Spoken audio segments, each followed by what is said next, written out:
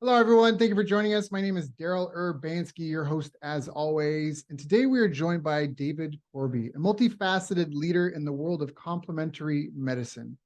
As the CEO of the College of Complementary Medicine for over 2 decades, David has been at the forefront of holistic health education in Sydney. Not just an experienced economist and CEO, he's also an international lecturer, author, and a skilled acupuncturist. David's passion for education led to the creation of Life Learning International in 2016, a global platform dedicated to empowering individuals with quality health and well-being knowledge. Currently pursuing his PhD in economics at Macquarie University, David's diverse expertise makes him a unique voice in both the economic and holistic health spheres. I've asked him to join us here today to share his story and discuss the synergy between mind, body, and economics. So, David, thank you so much for joining us. How you doing, my friend? I'm going really well, thank you. Yeah, I like to always start off. How did you even get into this? I don't want to say weird, but it's a unique blend. Economics and holistic healthcare. Is this like family business? Are you like the merge? Was your dad a banker and your mom was under Reiki and you're like the byproduct of that, or what? Well, what happened was I set myself some goals and I reached them by the time I was 27. And that 27, 28 period is often a time when people reevaluate. And I had a lot of stuff happen in that year. My wife got viral encephalitis, which is a very dangerous condition that affects the brain. And she went into intensive care. She survived, but afterwards she had a lot of problems with speech and hearing. And so that went on for years, and it was very stressful at home. He had a young kid, and you can imagine how difficult it was in those years. Anyway, we were pretty desperate. I read a book about the brain, and it turned out to be about kinesiology. I'd never even heard of kinesiology. I knew nothing at all about complementary medicine. I was a total newbie.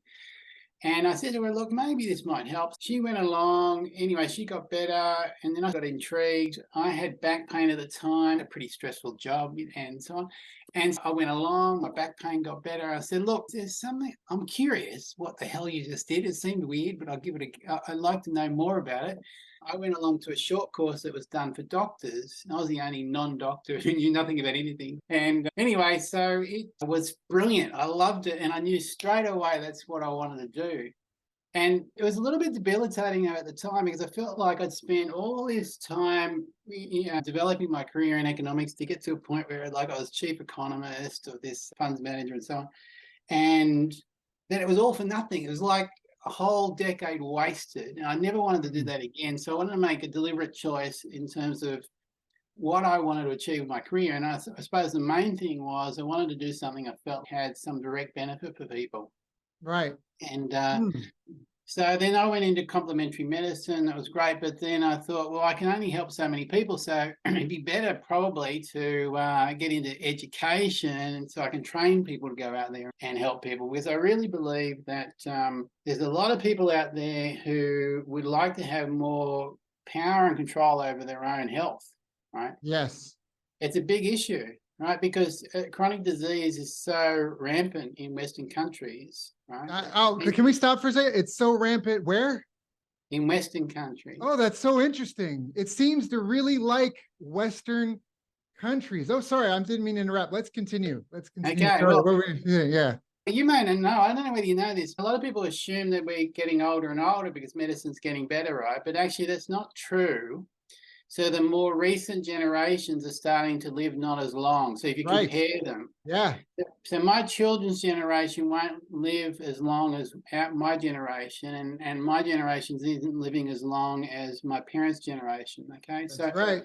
There's a lot of different reasons for this, but I really feel like I felt at the time that it was really important to have a different framework for medicine. So Western medicine is great. If I'm having a heart attack, I need a Western medicine doctor, right? Because just save me, please, because I haven't got time to work on my own shit, right? But once you're over the heart attack and you want to avoid the next one, that's when complementary medicine plays a role. What 100%. Lifestyle factors have you been doing that have actually led to this heart attack, and what can you now do to take control of things so you don't have another one, right? 100%. 100%. So that's what really drove it. I really had a passion for what I call sort of medicine of empowerment. And that really is about helping people recognize that what they can do to help themselves. I agree wholeheartedly. I'm very passionate about this. I have a personal goal to live to be 300, and I'm very serious about that. And I feel like if 100 is realistic at the time of this recording, I'm 40. 100, 120 is relatively realistic. We've proven it can be done. So that's almost another 80 years. That's twice my lifespan I've already lived. And if there's a medical breakthrough, it's not going to be 5 years. So I'm just going to keep chasing that pushed goalpost is basically it. And I love the analogy. I've heard it before as like Western medicine is maybe like the lifeguard. And when you're having a heart attack, hey, I'm drowning, help me. Whereas people need swim coaches. And if you're drowning, the time for a swim coach is over. But if you learn it, and I just want to like, I actually do, one of my clients is a health company, a health supplement company. They're partnered with cancer Chipsa Hospital. So they're in Tijuana, Mexico, and they do like cancer treat therapies, alternative cancer therapies when people have had a failure to treat. So they've had some chronic ailments, insurance paid a bunch of money and it didn't work. And now they get a notice saying, insurance saying, hey, failure to treat, sorry, great, but we've expended all that we're willing to spend, like best of luck to you. And so these people, they don't want to just give up and die. So they go to, some of them find Chipsa and go across the border because it's just right across from San Diego and go there. And they've got the Chipsa and they also have a stem cell clinic. And an offshoot of this became some health supplements. And this wasn't meant to be a big pitch for them, but they're one of the clients is they said, hey, we want to get this supplement out to more people. And so I do one of the things that we're doing for them. I personally write the health newsletter because I said I'm trying to live to be 300 and I'm very into all of this stuff. And there's just some truths that I believe to be evident. And I alluded it to it. And I almost feel like I need to apologize for you because I'm getting on a soapbox here, but a lot of these issues are in Western countries and they do not exist in other countries. And if you look, and they've actually updated this chart, but our world in data has a chart called life expectancy versus health expenditure. And they've updated the chart so it may not look as bad because now the dots are bigger sizes based on population of the country. But the United States was all over double the global average per capita for healthcare. And it's not even a middle of the pack performer. It's a lower middle of the pack. That is like paying for private school for your kids and paying 2 to 3 times what every other school costs. So your kid can be almost retarded. And I know that might not be politically correct to say, but I just want to, I'm using it for impact. Like your kid is not even going to be middle of the pack. Like your kid is going to be the bottom middle performer of all, like they would have been better off going to public school type of thing. And it's just, and people just don't seem to get it. CrossFit, they went through before the pandemic, they went through 10 years of lawsuits because they figured out how to reverse diabetes, how to cure, get off the carbs, get off the couch, and your diabetes somehow goes away, mysterious. And they were just, all these agencies, the household names now, CDC, FDA, all these agencies, the NIH, the American College of Science Association, they all came after CrossFit. It's dangerous. It's that. They had 10 years of lawsuits. They won pretty much all of them, all of the important ones. And what they exposed was the level of corruption of the health sciences was deplorable. It was grotesque and shocking. I think there's one guy, I think his name's Kramer something. He's like a big wig at the American College of Science. He has 50,000 published papers. Not one has done anything to improve athletic performance or life expectancy. 50, something like 5,000 or 50,000 signed papers. But it's just, this guy's had a career of over 20 years and he's not done one thing to produce one measurable result. But there's all these associations. There's the calorie in, calorie out stuff, all this nonsense. And I'm going to shut up now, but I am drinking. I've already drank this Kool-Aid. I am the result. I have abs. I can handstand walk 25 feet. I can back squat, almost double my body weight. I am incredibly fit. And if I followed all the common knowledge, there's no way in hell I would have ever been able to get close to this. My blood pressure, I checked it earlier today, is like 110/60. Like I am very fit and I am very committed to health truth. And that's part of why I wanted to bring you on the show, because people don't understand how much they've been lied to and manipulated, because there is way more money in sick people than healthy ones. So can you maybe speak to a little bit, how did you and your wife heal yourselves? Yeah, so I could actually speak to how you can get to 300 if you like as well. Let's do it. So in terms of Anita and what was happening with her, the way the brain works is that if you have a severe illness, or it can be anything, sometimes people have head injuries, for example, can do the same sort of thing, but certainly a viral event like that or a bacterial event, it causes damage in the brain. It gets inflamed, and then the brain doesn't necessarily reboot. It's not like a computer that it doesn't necessarily reboot. And because it's stressful, just day-to-day activity is stressful. There's the same, by the way, I do a lot of work with autism, very similar sort of Oh thing. yeah. You detox them heavy metals and the autism goes away.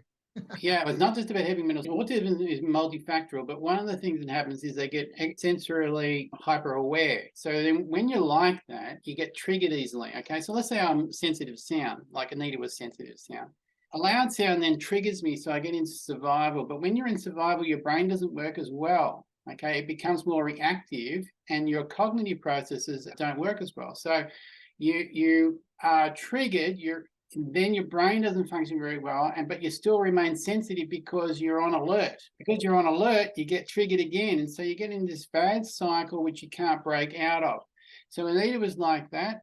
And so with kinesiology, what they did was basically they toned her nervous system down, and then it could reboot, and then her function improved. So she doesn't have any problems with speech or hearing, although she's still a little bit sensitive to sound. She hasn't lost that completely. Much better than what she used to be. Right. So in terms of living long. Yeah, let's do it. All right. So look, I think it's always good to be logical first. So let's start with logic, right? So we go, okay, so our human genome is developed over a long period of time. We've had farming for a very short period of time, right? Right. So the sensible thing to do is to go, okay, what's our body good at, and what is it used to? Okay, they're probably things that are going to promote health because we're going to be used to those. And then what are the things that we're not used to? They're probably things that aren't going to be good. It's very simple, right? So as a general thing, if you look across cultures and whatever, there's a whole wide range of things that people ate through that genetic history.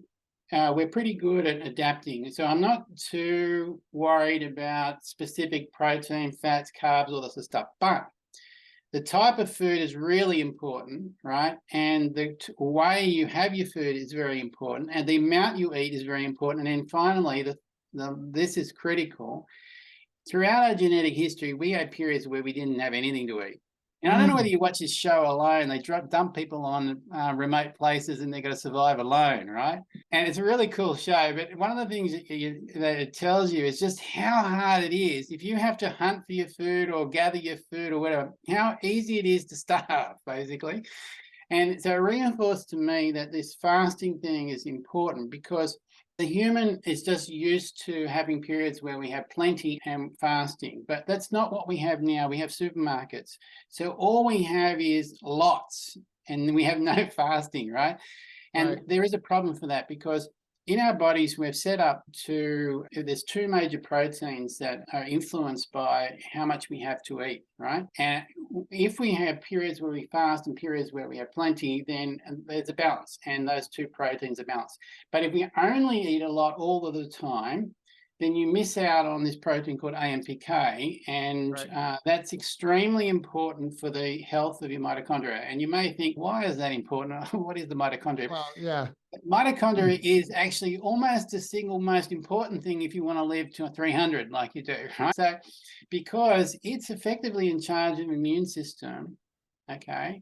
And so all Western diseases, in terms of Western medicine now, what they come to in terms of the research is that all these Western diseases, whether we're talking about cardiac health or we're talking about cancer or we're talking about diabetes, whatever it is, these all are, even dementia, by the way, these are all really to do with the mitochondria. And if the ability of the cell to create energy over time declines, what happens is that the mitochondria tries to defend the cell, thinking there's some sort of foreign invader like a virus, bacteria.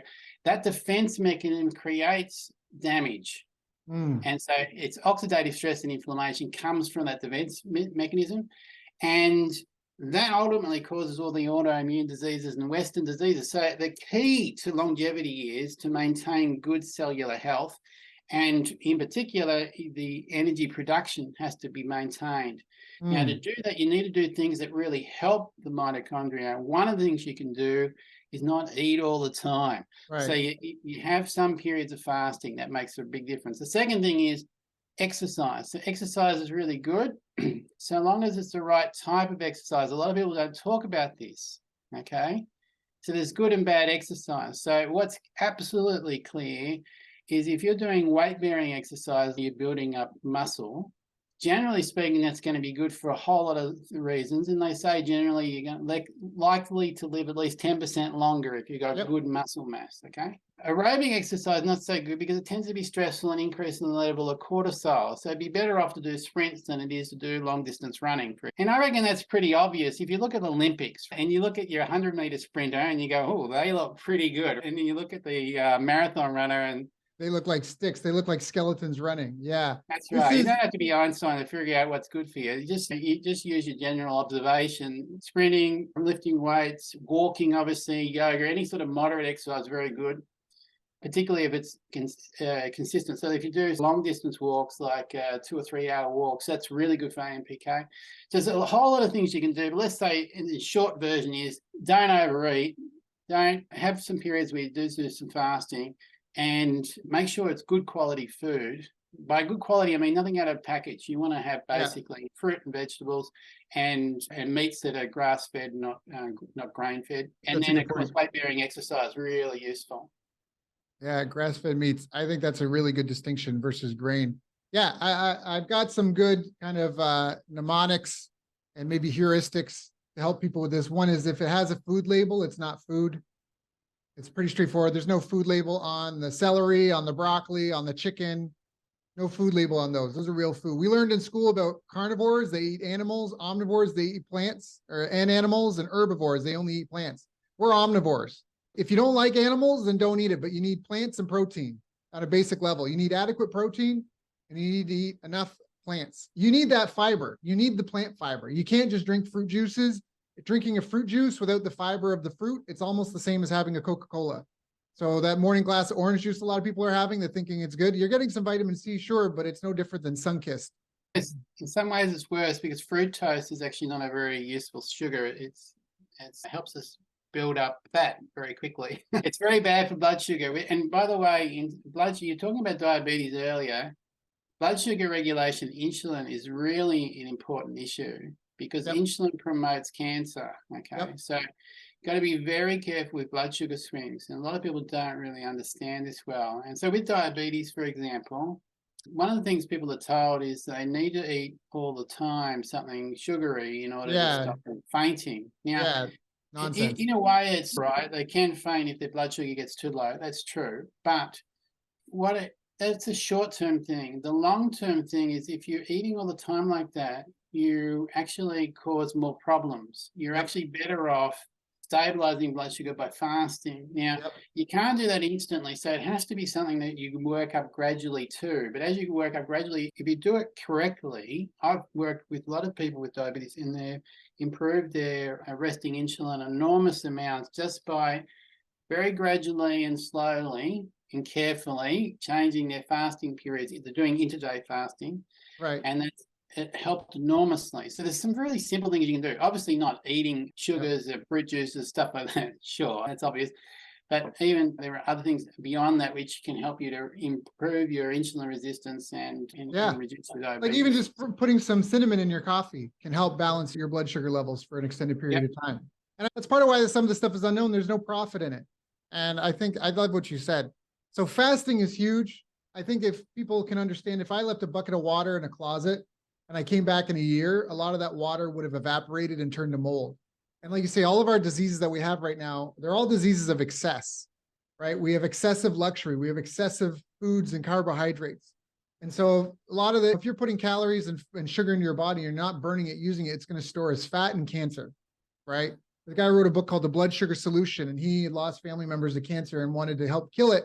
And he finally gets to work in the lab, and he was being trained on how to feed the cancer cells so they could test drugs on them.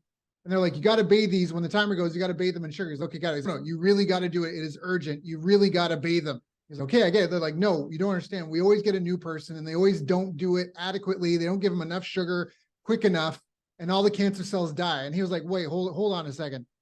You're telling me that if I need to keep feeding these things, these cancer cells sugar, or they're going to die. And so we need to feed them sugar to keep them alive to test these drugs.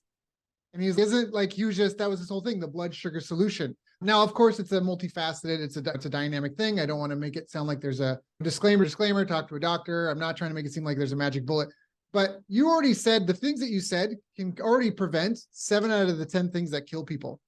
Fasting, you still get the amount of protein you need in that, but timing it, giving your body periods of rest, adequate exercise, and exercise, weight-bearing exercises are really important. It strengthens your bones and ligaments. You need cardio. You need the metabolic conditioning because it's for your heart and your lungs, right? Your cardiovascular system.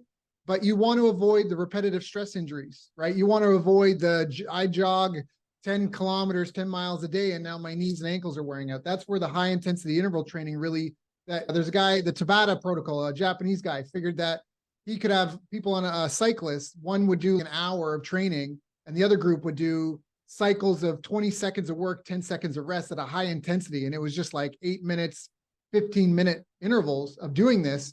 And they would get the equal or better results than the people that put in an hour. Yeah, definitely. And the intensity matters.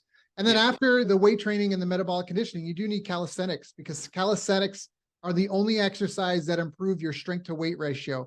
And this is really important because people have to understand, like you mentioned something, and I'm trying to extrapolate so people can read between the lines of what you said, but you talked about why weight training helps you have more muscle mass, which is good for old age. There, you can go watch videos online of single-celled organism deaths. And what basically happens is the membrane around the cell deteriorates in one spot, and then its guts start going out, and then the membrane heals, and the single-cell organism's trying to survive in line. And at some point, entropy takes over and wins, and the whole organism just disintegrates. I've watched dozens of these. And so what David here is saying is that you have to think of old age as almost like leaving your job. I'm going to leave my job and I'm going to take a year off. And if you're going to do that, you basically want to walk into that with a giant savings bank account, right? So while you go through that, because you're not going to have any other sources of income. And our body's regenerative abilities to heal themselves diminish, right? Our energy that we have diminishes. So you need to get that input, you have to get as high as you can. So when you walk into old age, you're carrying as much muscle mass within reason that you can, that your bones are as dense as they can be within reason. Actually, I don't know if there is a limit to density for your bones, but your ligaments, all this stuff, frailty, falls are like for older people, once they have a fall and they hurt their hip or their femur or something, it's the mortality rates skyrocket because they lose their mobility. And so that functional thing, basic things, pulling yourself out of bed, grabbing boxes off the top of shelves, that independence is lost because people become frail. And so what you said, fasting, which it also trains our body. If you have to think, if you've never known nothing but luxury, you're not going to be efficient with the resources you have. And same with your body. If you fast, you train your body. Hey, when we get food and energy and nutrients, we got to use these. It forces your body to organize itself and its systems. Training yourself physically, you're training your body to regenerate and heal itself. Right? It's not exercise that makes you stronger. It's the healing from exercise that makes you stronger. You're actually training your regenerative systems to help you regenerate better, faster, stronger, right? If me now and me when I was out of shape got a paper cut, I would heal faster now because my body's healing systems are stronger. It's not just my muscles are stronger, but my body's regenerative. It's processing a waste material is better. And then eating real food. You talked about oxidative stress and inflammation. Like that, it just gums up. It just gums up the systems. It's like lactic acid. If your body can't clear out that lactic acid, that burn kicks in, you can't perform the same way you can. So this is great. These are great tips. And the other thing that you said is about eating good food. This happened to my partner. She had torn ACL and got surgery. And I would say, compared to most people know, I'm really good with my diet. And she was like, wow, we ate whatever for dinner. You know what? And it was really good for the inflammation. And I said, no, you have it backwards. That food doesn't cause inflammation. It's not that it's good to fight inflammation. It's that your diet is absent of inflammation causing foods. And that's what a lot of people don't get. Like when you read these things, top 10 foods to help fight inflammation, they're just inflammation-free foods. Your body just accepts it 100% without any irritation. But when you go and get a big fat cheeseburger full of seed oils and all this other nonsense, your body, like, it's like, what is this? It's like pouring salt and water in your gas tank of a car. It just doesn't process well. And that all generates inflammation. I'm so sorry. This is supposed to be your interview, but you just mentioned some things I'm very passionate about. And I feel like people have been manipulated for profit.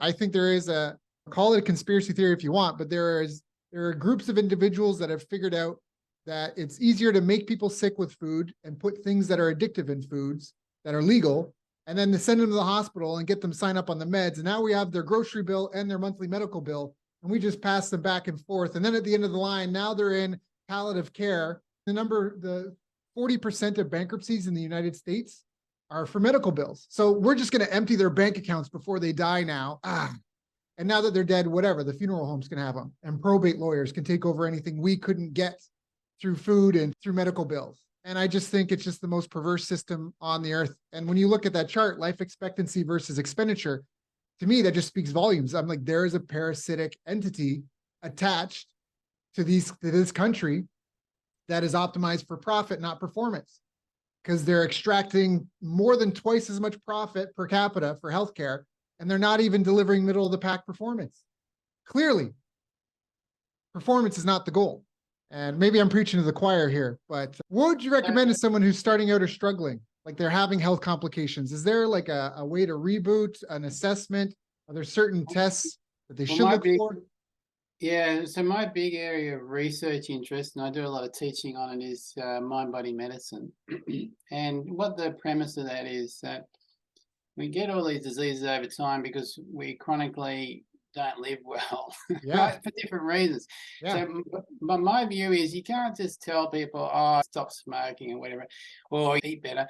You need to actually work on what it is that motivates me to have the current lifestyle. We need to address that, because unless we address the root motivation that's behind everything, they're unlikely to change. So I do a lot on that. And it's very interesting because what I discovered over a long period of time is where the places we get diseases actually tells us something about the sort of, I suppose, the emotional or psychological factors that push me towards that. I'll give you an example. Let's say a lot of people have thyroid problems, okay? So the thyroid's one of these glands that is really important for metabolism. And if you don't have good thyroid function, you get really tired. You obviously start putting weight on, and it really is debilitating, okay? Now, you might say, what would cause a thyroid problem? Well, what it is usually the person's been pushing himself too hard for a long period of time. So then they put pressure on the thyroid, and then, of course, over time it gets diseased. So it's pretty much like that across the board. If you eat too much sugar, you put pressure on the pancreas. Because you've got to produce too much insulin. It takes, by the way, about 3 weeks. But sorry. That's okay. Your audio is fine. Keep going. The thyroid. No, you're good. Yeah. Okay, in terms of the pancreas, for 3 weeks, it already starts the epigenetic changes in the pancreas cells, and you get more inflammation. It only takes 3 weeks, okay? You put pressure on a part of your body, you're likely to then have a disease. So with mind-body medicine, what it is it's the language of what each of those organs is related to. The thyroid relates to pushing yourself too hard, but if it's, say, the pancreas and it's sweet food, then usually it's issues around not being able to nurture or nourish yourself, or trying to care too much for other people, focusing too much on other people. That leads to that sort of eating. So anyway, so I really have a lot of experience working with people with chronic illness. So the first thing I would do if someone's got a chronic illness is try to work out why they're not actually listening to their bodies well, and they're putting pressure on themselves. Maybe they're working 60-hour weeks. They're super stressed about it. So what's behind that? What's motivating it? And, I'll give you an example. I had a guy come in, he had really high blood pressure, and they weren't able to medicate it, right? So it was 200 over 130. That's extremely dangerous. It's very dangerous. Yeah, he'd been in hospital, in and out of hospital. They're trying everything. They just can't fix it. His life was one of working. He was a chief executive. He worked really manic hours and whatever. And first off, I just needed to help him stabilize that. So I gave him a lot of really calming exercises. We called them yin exercises, but basically it's calming exercises. He had to walk slowly, he had to do some meditation, whatever. 3 days and his blood pressure comes down. And then he comes back to me after a couple of weeks because he started to work again and it was going back up. I said, okay, we've got to address the root cause here, right? Why is your lifestyle so stressful? And focus on that. Anyway, it turns out that He never really felt he deserved to live. He just didn't think he had any value. And his way of getting value in life was to support his family, his wife and his kids. And he thought the only way he could do that was through working like a dog, basically. But underneath was this sort of sense that he had no value at all. So that's what we worked on. And then he continued to work, but the thing is, it was less stressful. There was less riding on it. So sometimes you can do the same activity, but with less intensity, and it makes all the difference. Yeah. So if people are listening out there and saying, I can't change what I'm doing, I'd say to them, it's not necessarily what you do, it's actually why you're doing it that creates a lot of stress.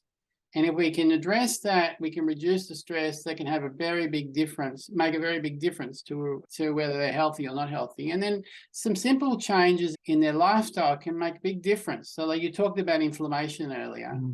A very simple thing you can do to help your inflammation is you can even eat the same foods, but just cook it in water.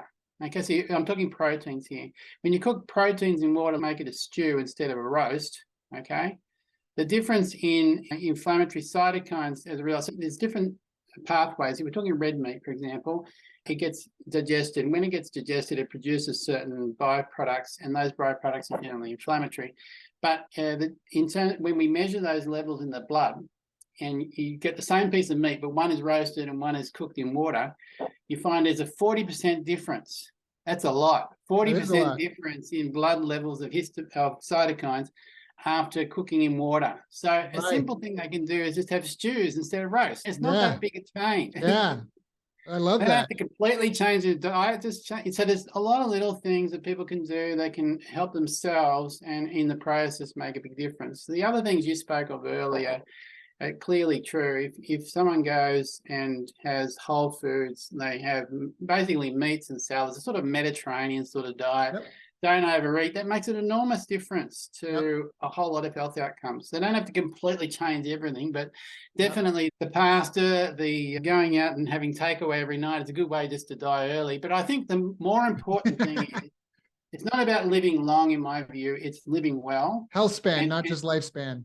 Yeah, I was watching a show the other day and they were interviewing these ladies in Okinawa, which is a place in Japan where people live a long time. They were in their 80s and 90s and they looked so vibrant. I couldn't get over it. They were moving around so well. And I thought, this is fantastic. And I was walking off the airplane and a lady in front of me about the same age as me, she was in the 50s, and she's just finding it hard to even get down the stairs. And I thought, oh my God, what a huge difference. And that's just lifestyle. It's nothing else. It's just lifestyle. And it's not just about living long. It's about enjoying the life you have. Yes. And just little things can make a huge difference. Yeah, 100%. And the little things do make a big difference. And I know there's probably some people thinking, okay, but I have hereditary blank. Listen, you can have the gene for alcoholism, but if you don't drink alcohol, if you were wherever you lived, if there was no alcohol for you to drink, that gene could not express. So regardless of your genetic inclinations, you can have an impact and influence on them. And they've actually found that evolution not just happens directly, like through a bloodline, but it actually happens through osmosis, through an ecosystem. Meaning that if you take a look at birds, as one bloodline's evolving, if the others see the evolution and adapt it without having to actually have that bloodline themselves.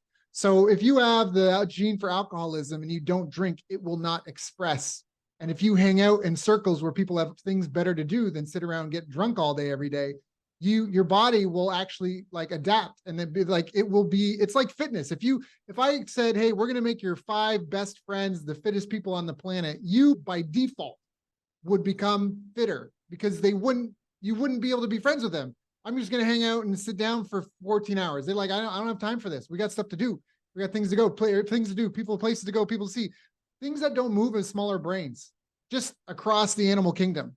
Things that don't move have smaller brains. That's the other part. You will reach your full potential if you do more. And movement is life. A friend of mine just did a post about how he got a blood clot I did a 10-hour flight.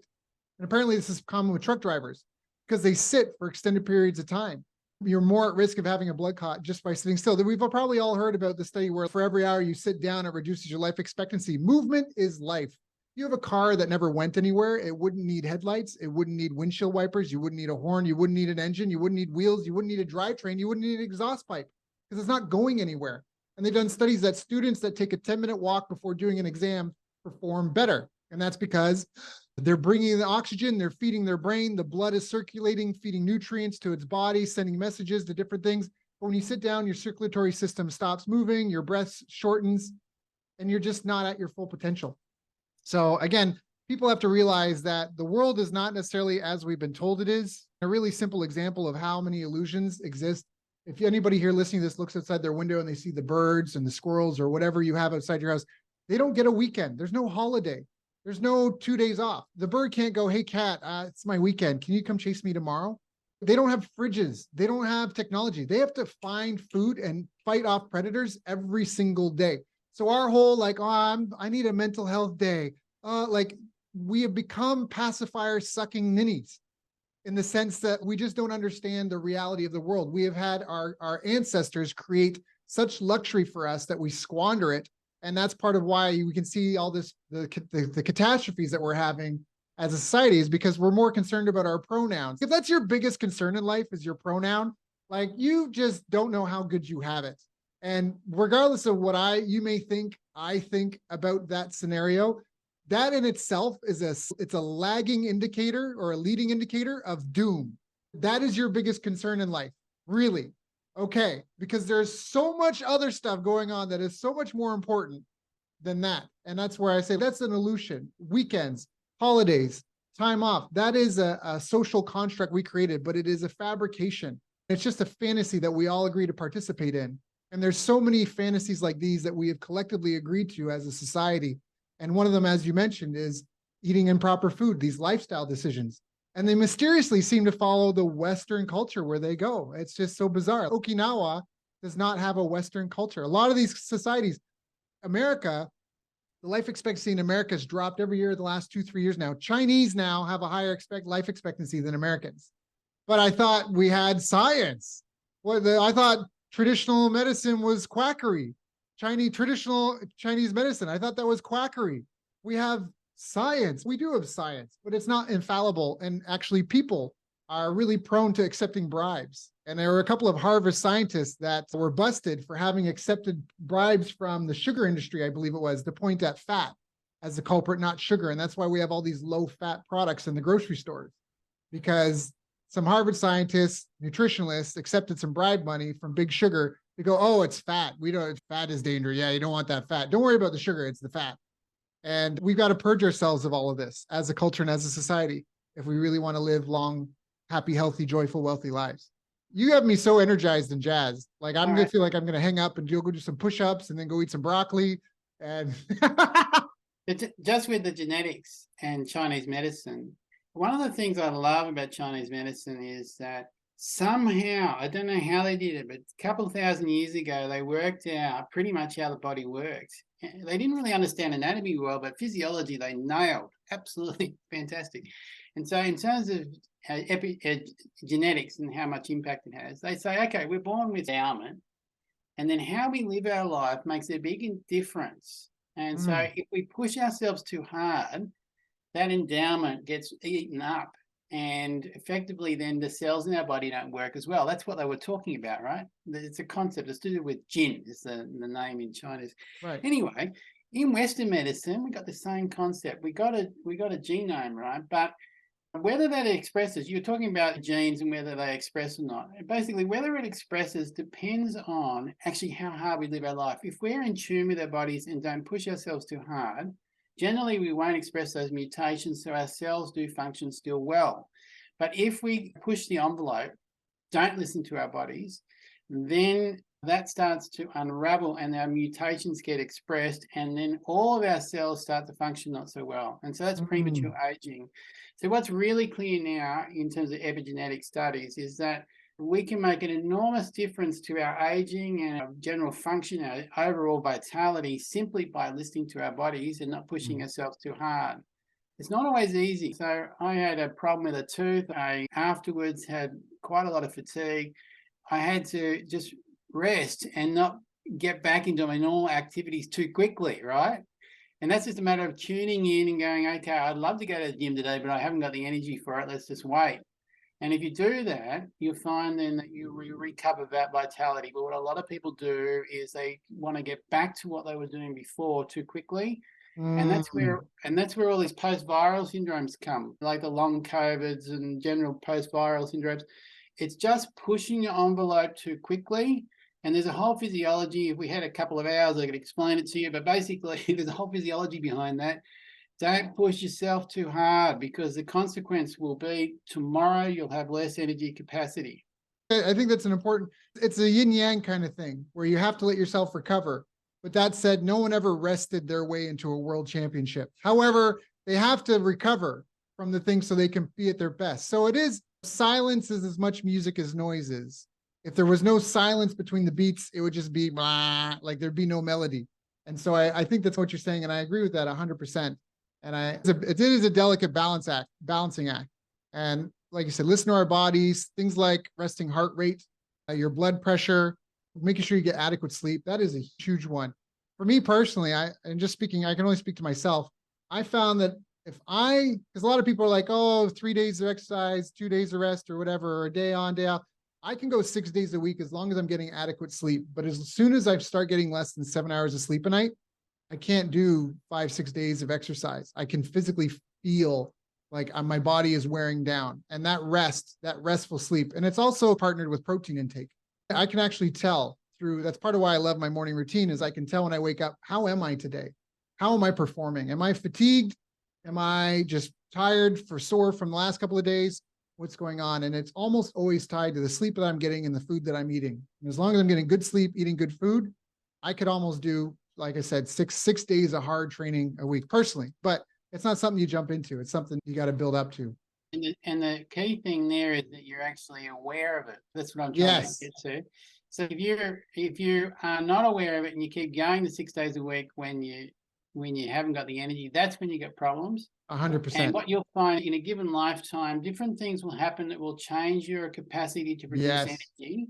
Yes. And what happens is people just don't realize that their energy production capacity has gone down, right? So classic is if you get a virus, because of the way our immune system works, we can destroy the virus, but the consequence is for a while, we won't produce energy at the same rate. Okay. Right. So long as we don't ignore that and we just give it a bit of a time to recover, then we'll bounce back and we'll be fine. But a lot of people will try to get back to work too quickly or try to work through it, and that's when they get problems. 100%. So there's, like you said, the recovery from it. There's also what you ate prior in the day. I tend to eat later in the day. I fast in the day mornings. I eat a lot of, and I can only speak to myself, but a lot of fruits and lighter foods in the day. And if I'm not fasting, keeps my energy high, but also temperature. That was the other thing that really shocked me, because your skin is an organ as well. So in the Philippines, here it is very tropical. And I get used to anybody that, like, if you run, my 5-kilometer time is whatever, 40 minutes or whatever that is. And they know it. But anytime I go back to Canada, it's like my capacity doubles because it's cold there. And so my body doesn't have to regulate temperature, and all that extra energy is now available. And it's always blown my mind, because I compete with my friends sometimes. And there's been days where I've stopped. Is everything okay? What's happening here? Because in my mind, I'm mentally I should be panting, but I'm not. And that's where I realized, like you said, there's other factors. Again, it's not a linear, we are as much our environment. We are as much a part of our yesterday as we are a part of our tomorrow. And it is a unified whole.